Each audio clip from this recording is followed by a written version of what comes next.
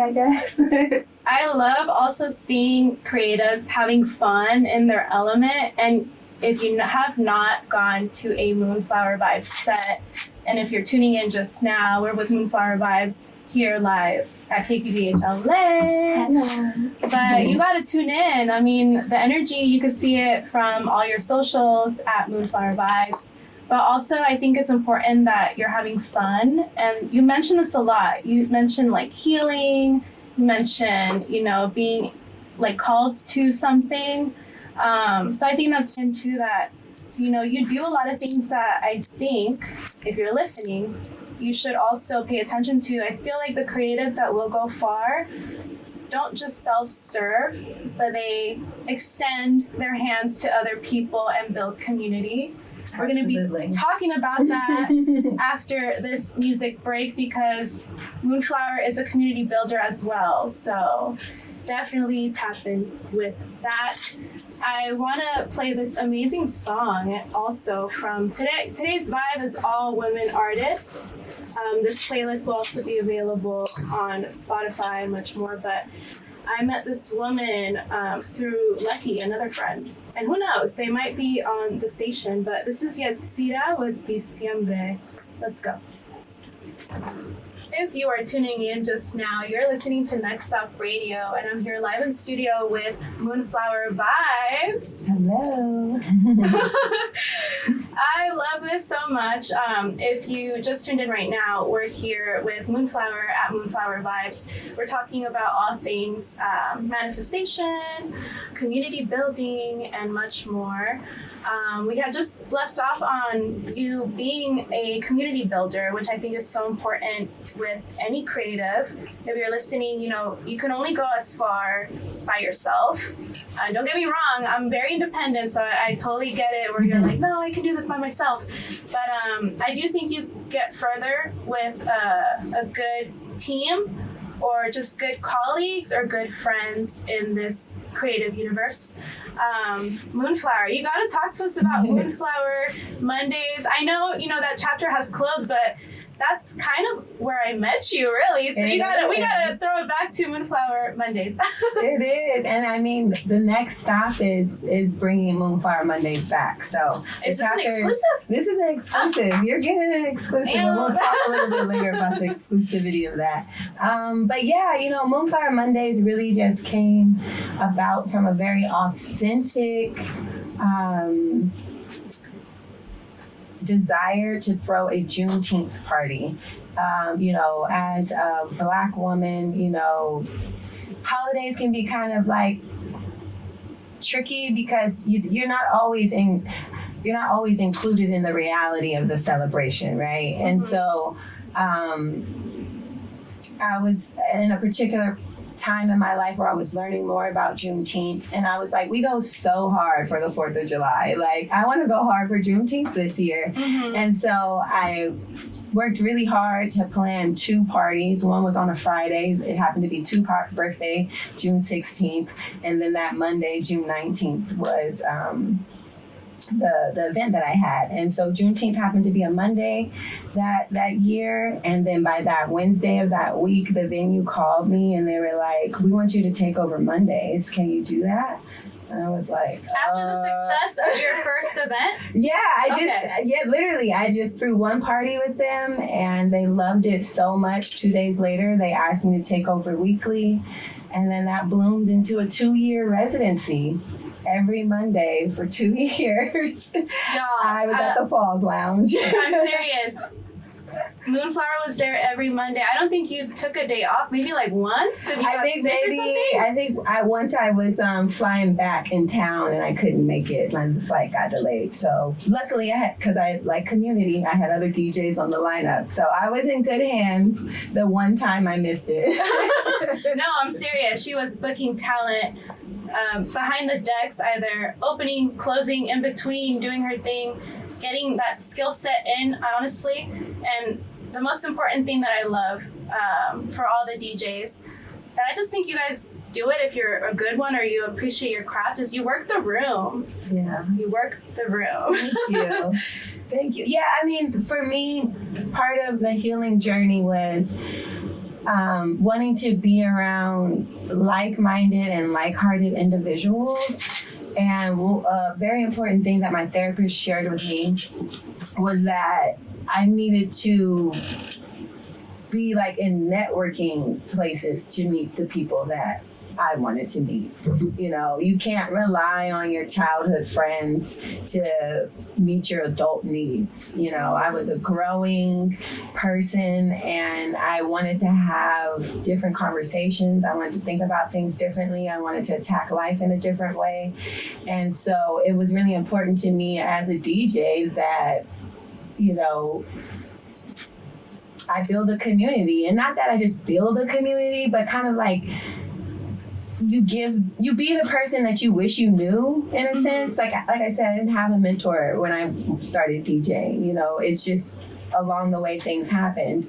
And so when I was gifted such a beautiful opportunity of having a weekly residency, it was a no-brainer that I had to share the platform.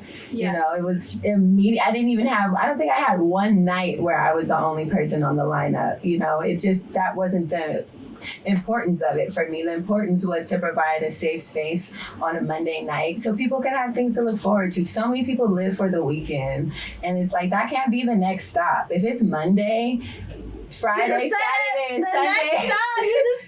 It can't be the next stop. The next stop has to be tonight, you know? The next stop has to be tomorrow morning, afternoon. We have to live for something. We have to give ourselves something to live for each day. Not to say you deserve Disneyland each day, but it could be like, oh, okay, tomorrow I'm going to go get that matcha I really like from that place in Boyle Heights, you know?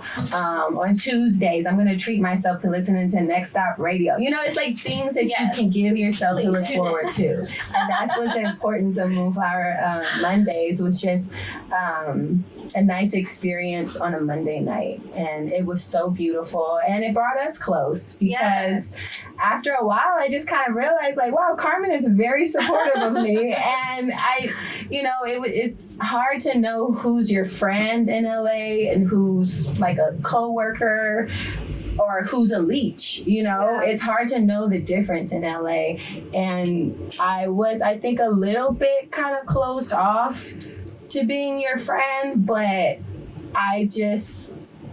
it was so undeniable, like, oh, your laugh. It's just, I don't know, just the way you express yourself is so infectious that I was just like, wow, this girl has my attention. Like, she just, every time she's in the room, she lights up the room. And you would just pop in on me in the most random moments. And I would just feel so good. Because, I'm honest. There would be some nights at Moonflower Mondays where there was no one there. Mm-hmm. You know, it was hard I didn't prepare myself for a weekly residency. I prepared myself for one Juneteenth party. Yeah. And I ended up with a weekly residency. So there were some days where no one was there. And Carmen would come in with a big smile on her face like she was walking into Studio 54 and I was shaking something. Yes. And so, that was the importance that on every week on Mondays, you knew you could find community.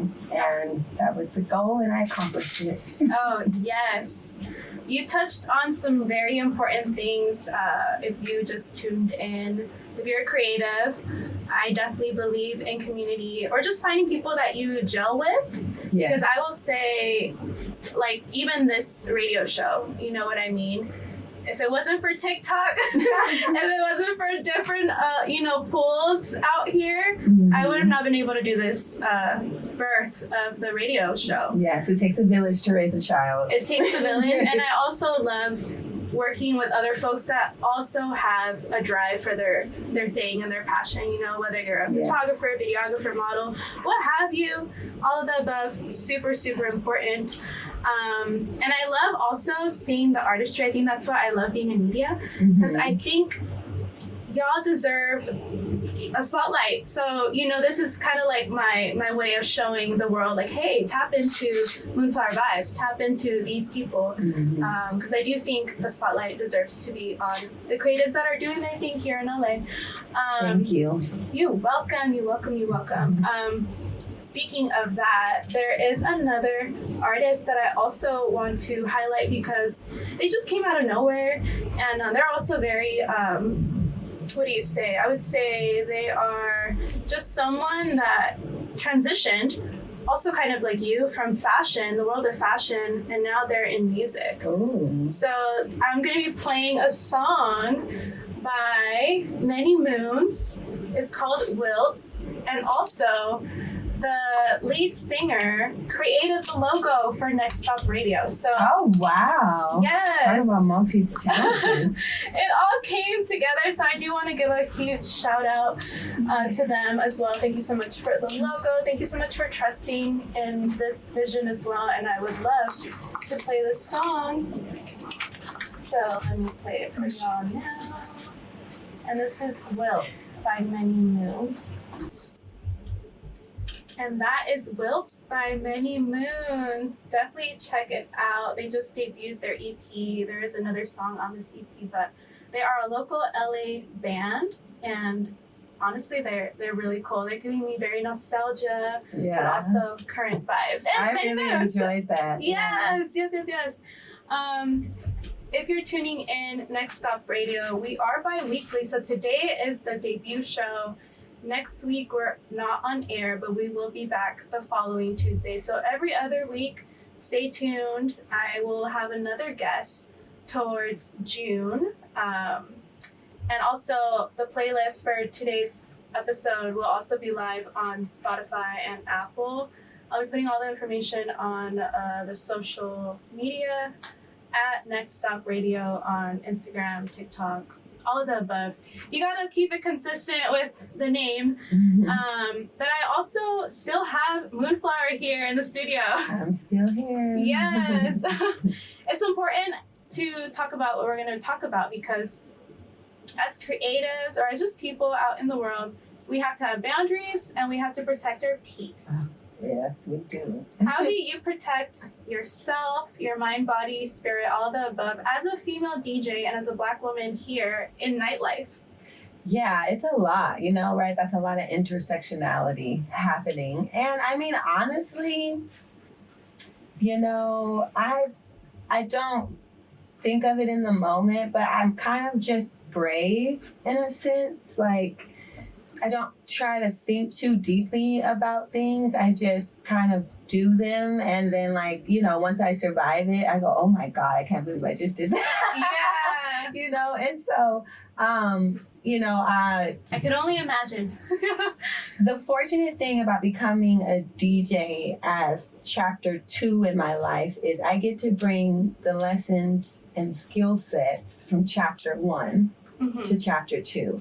And so I already had a professional career before I became a DJ. So I just do the same thing, I just do the same thing. You got to be on time. You need to communicate, answer emails at an orderly fashion. It's just those little things are the things that I think made me be received well as a DJ, because in nightlife, a lot of people are not professional. Right. It's a lot of ego. So I get to come in whenever I want to come in. I don't have to respect anybody in the room. It's a lot of that energy in nightlife. And I just don't have that about myself because, for one, I'm not really a partier. I like a good experience. So not to say that I don't like a good party. I love a good party. I'm just not a unrelentless partier. I'm not just chasing nightlife. And so I don't come with that energy because I'm not from that. And then, like I said, I already had a certain level of skill sets in my wheelhouse. And so, if I was 21 becoming a DJ, I'm sure it would have been a lot more difficult because you have men who don't respect you. I have to carry very heavy equipment. They'll look at me like... And she carries everything. I carry everything. I saw your post. You made a post about all the gear that you have and that you also set up. So it's true. A lot of people don't see that side, and I didn't know that side either until I became a DJ. The most I knew was seeing somebody in a corner at the bar, and being like, oh, that's the DJ. I didn't know that he could have possibly brought that table in. He had to, load all this equipment. I didn't know that side. And a lot of people don't. And so a lot of DJs don't do that side. A lot of DJs don't have equipment. But but I just kind of, as soon as I knew I wanted to be a DJ, I just tried to honestly figure out how to have an upper hand. Yeah. And so I looked up like the tier, like the pay tier of like who makes the most money. And Google? It was, yeah, You gotta Google and it. it was DJs who had their own sound equipment. Like you can charge more, you can do more. You know, if it's between two DJs and we need a DJ that has equipment and one DJ, we really like them, but they don't have equipment, you got to go with the one that has equipment. And so I think thinking like that just kind of posited myself as a professional person. And so therefore people kind of welcomed me in or received me a little bit nicer, because it wasn't really about me being a DJ. It was really about like learning what being a DJ was. And so like every gig was like going to class. It wasn't like going to the stage. Like, of course I'm on the stage, but that's not how I looked at it. I looked at it as like, okay, this bar is today's course, like. And you are professional. Yeah, and I mean, it's very important to me. She's about her business. Definitely. She does not play around. No, because there's safety in that. There's boundaries in that. Mm-hmm. And, there's guidelines for communication in that, and I feel like if you at least lead with that, life is already gonna life, so it's like, let's try to minimize the unnecessary messiness or the unnecessary miscommunications if we at least try to put our best foot forward. Because, in nightlife, anybody could walk in the door. So it's like, let's not also throw in there that I was late. Let's not also throw in there that, midway through the set, my laptop died and I don't have a charger because I'm not responsible. You need the laptop to do the gig. There's so many things, and so it's just like, just try your best. And, by trying my best, there can be a multitude of